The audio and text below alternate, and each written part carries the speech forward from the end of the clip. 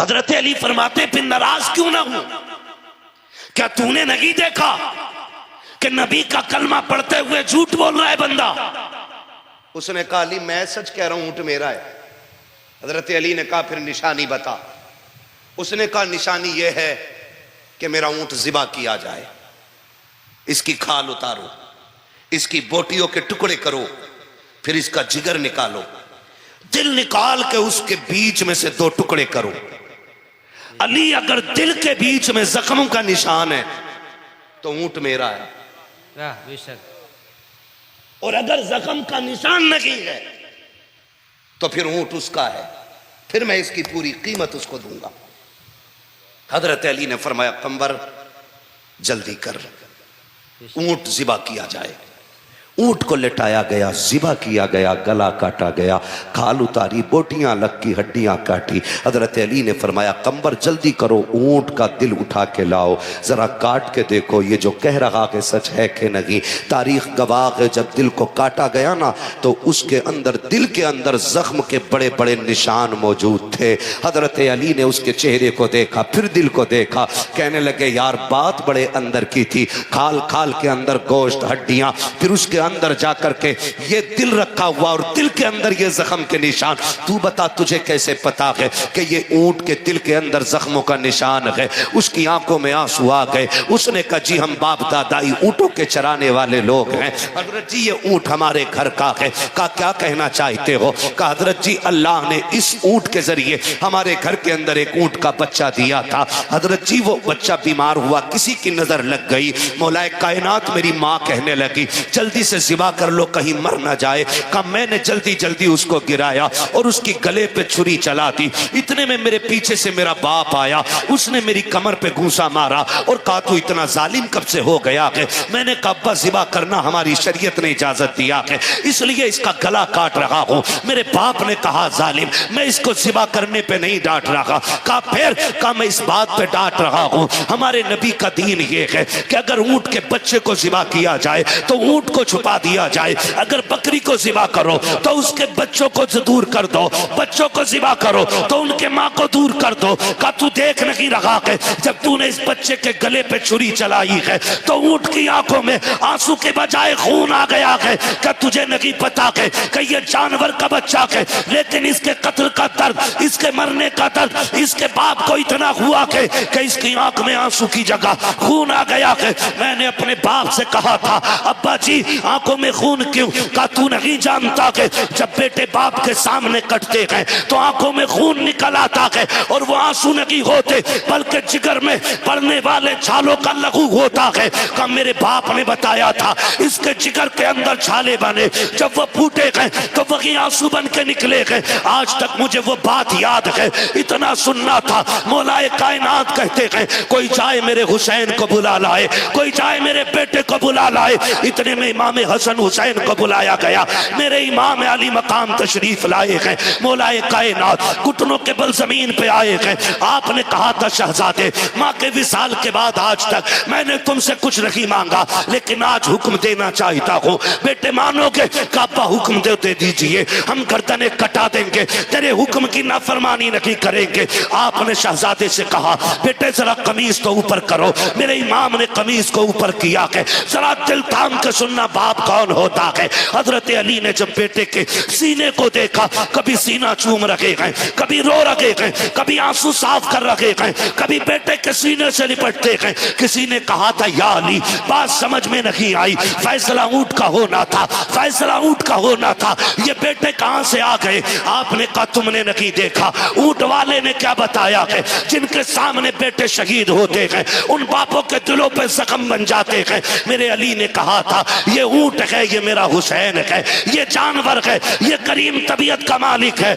इसके सामने एक कटा है तो इसके दिल पे जख्म हो गया है। मेरा हुसैन तो वो है जिसके सामने अकबर के भी तीर लगेंगे, असगर भी शहीद होंगे, अब्बास भी होंगे। मैं इसलिए चूम रहा हूँ कल जब ये सब शहीद होंगे उस वक्त मेरे हुसैन के दिल का हाल क्या होगा।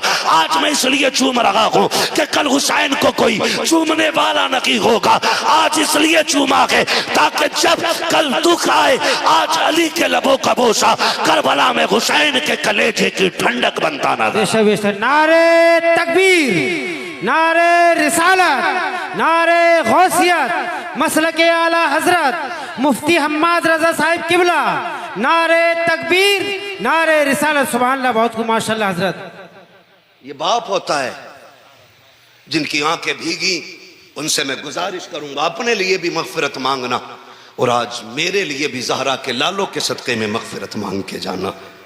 ये लम्हे बार बार नहीं आते, और आंखें उनकी भीगती हैं जिन पे हुजूर का खास करम होता है। बेशक अल्लाह सलामत रखे पूरी महफिल को। मैं अर्ज कर रहा हूं, ये बाप होता है। और फिर हम कहते हैं तुमने मेरे लिए किया क्या है, तुमने मेरे लिए किया क्या है। खुदा की कसम, अगर आधार कार्ड में बाप का नाम मौजूद है ना, तो ये तुम्हारे बाप का तुम पे सबसे बड़ा एहसान है। बेशक बेशक, ये याद रखिएगा मेरी बात। अगर आधार कार्ड से बाप का नाम हटा दो, सोसाइटी में कोई करवट में बैठाने तैयार नहीं होगा। कभी बाप को ना बोलना, बातें बहुत ज्यादा है। मैं अगर मिसाल देने पे आऊं तो बड़ा वक्त लगे, बस मैं बात समेटने लगा हूं। बाप भी बड़ा अहम होता है, बाप भी बड़ा अहम होता है। खुदा आपको सलामत रखे मेरे अजीज नौजवानों। बाप की कुर्बानियां हमें याद रखनी है। जैसे हमारे फ़हीम भाई को आज बच्चों की खुशी है, उसी तरह हमारे माँ बाप को भी खुशी हुई होगी। आज जिस तरह हमारे भाई ने बच्चों की अकीक़े के मौके पे हुजूर को बुलाने का एहतमाम किया है, मैं तो इसको हुजूर को बुलाने का एहतमाम कहता हूं। इसलिए कि कार्ड लिख करके किसी अमीर की चौखट पे डालो तो अमीर आ जाते हैं, जलसा सजा के बाद मदीने तक पहुंचाओ तो मुस्तफ़ा मदीने से तशरीफ ले आते हैं। बेशक, वाह वाह, बेशक, सुभान अल्लाह। ये हुजूर को बुलाने का एहतमाम है। बेशक, हाँ, वो कहा था किसी ने, गलियों को सजाने दो, पलकों को बिछाने दो, वाह, किस गली से आएंगे मुस्तफ़ा खुदा जाने। बेशक बेशक, सुभान अल्लाह, वाह। हाँ, किस गली से आएंगे मुस्तफ़ा खुदा जाने। बेशक, हुजूर चाहे तो तशरीफ ला सकते हैं, और अगर वो ना चाहे, वो चाहे तो वहीं से लेटे लेटे इस पूरी महफिल को मुलाहिजा फरमा। बेशक, वाह वाह, सुभान अल्लाह, बेशक। वो कहा था किसी ने, अगर आंखें मेरी दीदार के काबिल नहीं आका, वाह, तो फिर आवाज ही अपनी सुना दो या रसूल अल्लाह। बेशक, सुभान अल्लाह, वाह। हाँ, तो फिर आवाज ही अपनी सुना दो या रसूल अल्लाह। बेशक बेशक, मेरे नौजवानों, बाप की कदर करेंगे इंशाअल्लाह, करेंगे इंशाअल्लाह, इंशाअल्लाह करेंगे इंशाअल्लाह। कभी ये मत कहना मेरे बाप को मेरा दुख नहीं होता है। बाप को कितना दुख होता है। जब हजरत याकूब हजरत यूसुफ की जुदाई में 40 साल तक रोए ना, तो आंखों की रोशनी खो बैठे थे। लाओ कोई इतनी बड़ी मिसाल बाप के प्यार की मिलती हो तो लाओ। जिस बाप ने बेटे की मोहब्बत में रोते रोते आंखों की रोशनी खो दी हो, और फिर रिश्ता इतना गहरा, जब भाई कमीज लेकर के लौटे तो बाप ने कह दिया था मुझे यूसुफ की खुशबू आ रही है। बेशक, वाह, सुभान अल्लाह, सुभान अल्लाह, बेशक। बाप होता है जो अंधा होकर के भी A to Z सिर्फ हवाओं से बेटों को पहचान लेता, वो तो फिर अल्लाह के नबी है हजरत याकूब। बेशक, सुभान अल्लाह। ये अंधे का लफ्ज मैंने उनके लिए नहीं बोला, ये मुतलकन तेरे मेरे बाप के लिए बोला है। जी जी, आंखों की रोशनी खत्म। और सुनो, रिश्ते भी रिश्ते होते हैं। अल्लाह हम सबको हजरत यूसुफ की बाप से मोहब्बत का सदका अता कर दे। बेशक, सुभान अल्लाह, सुभान अल्लाह, बेशक। आपको जिस कैद खाने में डाला गया था वो जमीन दोस्त था। यहां क्या बोलते हैं, बेसमेंट। बेसमेंट तो जमीन में होता है। हाँ, जमीन बेसमेंट बोलते हैं। क्या है? भारसी, भागसी। तो एक जमीन के अंदर था, और एक छोटा सा रोशनदान ना जमीन के लेवल से खुला हुआ था। हजरत यूसुफ अलैहिस्सलाम उसी रोशनदान के करीब आ जाते। सुने जरा, है तवज्जो, चल लूं थोड़ा सा और, जरा कह दें या रसूल अल्लाह, या रसूल अल्लाह। हजरत यूसुफ उसी रोशनदान के करीब आ जाते और बैठे रहते, देखते काश कोई आ जाए ऐसा जो मेरा पैगाम मेरे वतन तक ले जाए। क्योंकि जब बेटे परदेश में होते हैं ना, तो उन्हें सिर्फ एक फिक्र सताती है, पता नहीं अब्बा का क्या हाल होगा। ये लायक बेटों की बात कर रहा हूं। उन्हें फिक्र सताती है, पता नहीं हमारे बाप का क्या हाल होगा। और फिर यहां तो हजरत यूसुफ को बाप से छीना गया है। एक ख्याल रहता था काश कोई आ जाए मेरे बाप तक मेरी बात पहुंचा दे, काश कोई आ जाए। एक दिन ना किनान का एक ताजिर आया, वो किसी काम से वहां रुका, उसका ऊंट रस्सी छुड़ा के उधर दौड़ा जिधर हजरत यूसुफ अलैहिस्सलाम थे। बेशक। और उस रोशनदान के करीब आके रुक गया जिसके सामने हजरत यूसुफ बैठे हुए थे। जब करीब आया, ऊंट को पकड़ने के लिए उसका मालिक हजरत यूसुफ ने चुपके से आवाज दी, सुन परदेसी है? उसने कहा हां। कहा एक बात मेरी भी सुन जा। कहा कहां का रहने वाला है? उसने कहा किनान का रहने वाला हूं। इतना सुना आंखों में चमक आ गई। बेशक बेशक। रब का शुक्र अदा किया। बेशक। कहने लगे किनान में याकूब को जानते हो? उसने कहा उन्हें कौन नहीं जानता। बेशक बेशक। कहा भी वो कैसे हैं? तो उसने कहा तुम्हें क्या बताऊं, उनका एक बेटा था यूसुफ, बेशक। वाह। जो उन्हें जान से ज्यादा प्यारा था। बेशक बेशक। सुभान अल्लाह। जब से उनके बेटे को भेड़िए ने खाया है, उस दिन से उनका रोते रोते बुरा हाल है।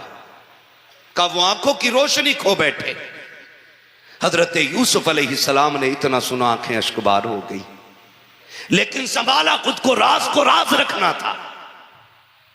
आपने एक पैगाम किसी शय पे लिखा, वो चमड़ा था या लकड़ी थी या पत्ते थे, उसमें बिस्मिल्लाह लिखा अपना पैगाम, और लिखने के बाद कहा कि जाके ये याकूब को दे देना। जब वो ताजिर लेके उस पैगाम को चला, किनान आया, आकर के वो खत वो पैगाम हजरत याकूब को देना भूल गया। जो है सर, 3 दिन हो गए, ख्वाब में हजरत यूसुफ तशरीफ ले आए। वाह वाह। बेशक। सुभान अल्लाह। कहा यार भूल गया मेरा पैगाम, तूने पहुंचाया नहीं। सुबह उठा दौड़ गया, हजरत याकूब अलैहिस्सलाम के पास में लेकर के जैसे कि वो तहरीर गया है, उसने कहा कि लीजिए, मुझे एक परदेसी ने ये खत दिया था। अल्लाह अकबर। बाप बाप होता है। हजरत यूसुफ अलैहिस्सलाम के वालिद हजरत याकूब ने जब तहरीर का लहजा देखा है, आंखों में आंसू आ जाते हैं। कहते यार बता तो सकी कौन था जिसने तुझे दिया था? का मैं जानता नहीं हूं। का नाम बता दे। का नाम भी नहीं पता है। का कहां का रहने वाला है? का ये भी नहीं पता है। का मैं गुजर रहा था, एक मकाम पे मैं रुका था, वहां एक अजनबी ने ये दिया था। अल्लाह अकबर। हजरत यूसुफ जब रोए, उसने कहा था रोने की बात क्या है? कहा तू नहीं जानता है, इसकी तहरीर से अपने का पता लगता है। ऐसा लगता है जैसे किसी अपने का लहजा है, ऐसा लग रहा है जैसे किसी अपने ने मुझसे कुछ कहा है। लिखा हुआ था, ओ याकूब तुम रब के अजीम पैगंबर हो, तुम अल्लाह के महबूब बंदे हो, मेरे लिए दुआ कर दो, अल्लाह मुझे मुसीबत से निकाल दे। हजरत याकूब के हाथ उठ गए। मुअर्रिखीन ने लिखा है, मुहद्दिसीन ने लिखा है, ओ लोगों, हजरत यूसुफ को जो कैद खाने से रिहाई मिली थी, वो हजरत याकूब की इसी दुआ के नतीजे में आता है। सुभान अल्लाह। बेशक।